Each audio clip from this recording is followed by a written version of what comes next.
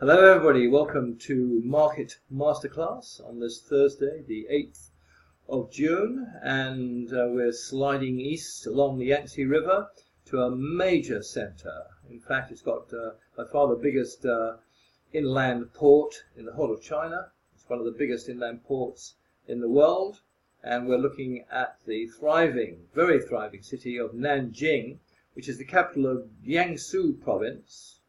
And this is in eastern China now. We're getting near to the mouth of the Yangtze River, which comes out in Shanghai, and we'll get on to Shanghai for tomorrow's version of Thriving Economy.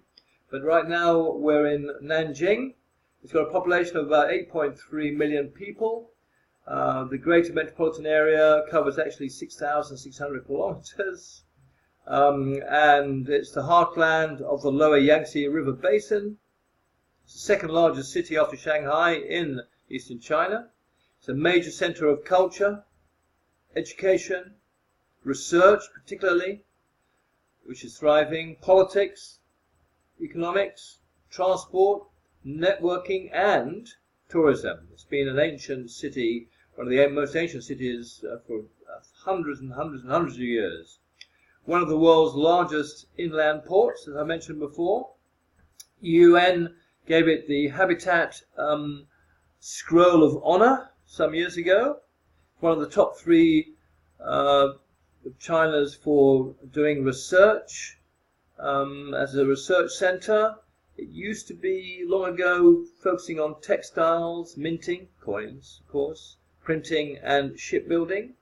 In the 1950s, there was a disaster when it put millions of yuan into developing coal, which turned out not to exist in the area. But the 1960s and 80s, it turned to electronics, automobiles, petrochemical, iron and steel, and power. Now, service industry is very important. In fact, 60% of the GDP is made up of service industries. And we're talking about the top three are financial, cultural, and tourism. It's very big into IT, particularly in research. Energy saving and environmental protection is a good consciousness here. New energy is being perfected. Smart power grid has been developed. Intelligent equipment manufacturing also. Many major companies in China have their centers here. And a lot of foreign well-known firms such as Siemens, Ericsson, Volkswagen, Sharp, and particularly for research and development, and that includes Ford, Samsung, IBM, and they have their major research centers in this city. So IT is big on the list.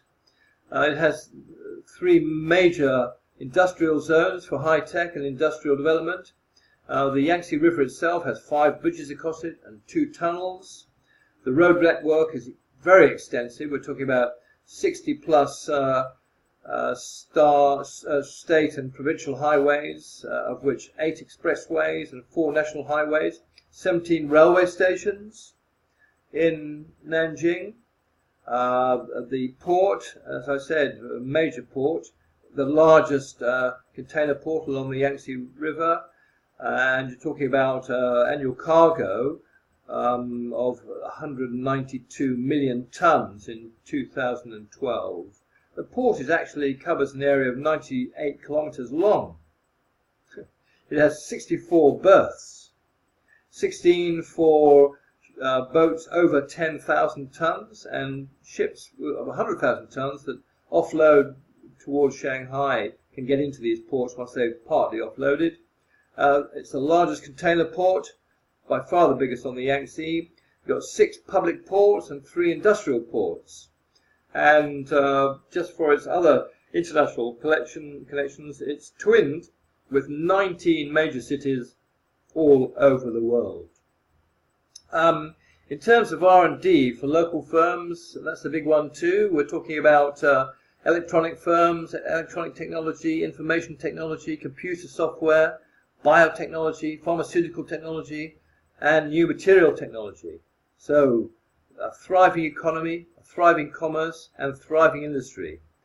And of course, city construction is big. Unemployment's only about 3%. National average is 4.3%.